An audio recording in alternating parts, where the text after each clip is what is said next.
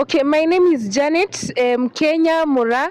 I'm the Deputy County Secretary, DCP Nakuru County Branch. I'm also an aspirant for senatorial position come 2027. So I'm here to stand in solidarity with one of our women rep aspirants, Honorable Assumpta, because we feel there is unfairness which is being propagated by those people who are in the system.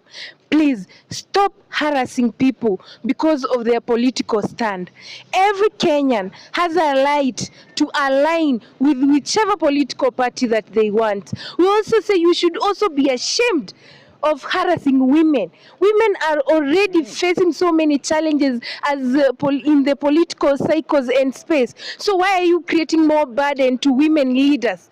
Tunasema hiyo ushenzi lazima mmalize. Na hii serikali ni ya ushenzi na tutazidi kusema ni ya ushenzi na lazima tutaipeleka nyumbani come 2027. Na 27 hayuko mbali, lazima tutawapeleka nyumbani. We are saying this. Hizi kesi mumekea our supporters and our leaders everywhere rubbish. Hizo zote mmalize, hatutaki kuziona. And we are saying this.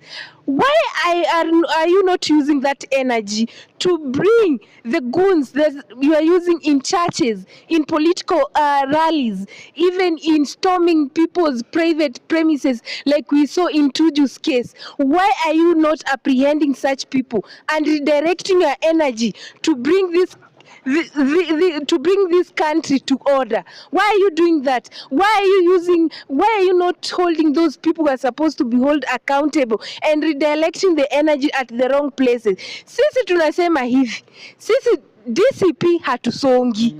Sisi kwa Gachagua hatutoki.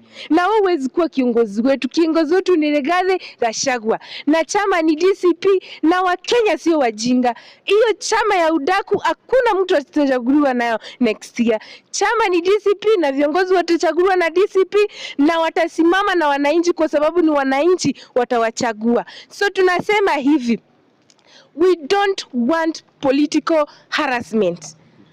We don't want political persecution.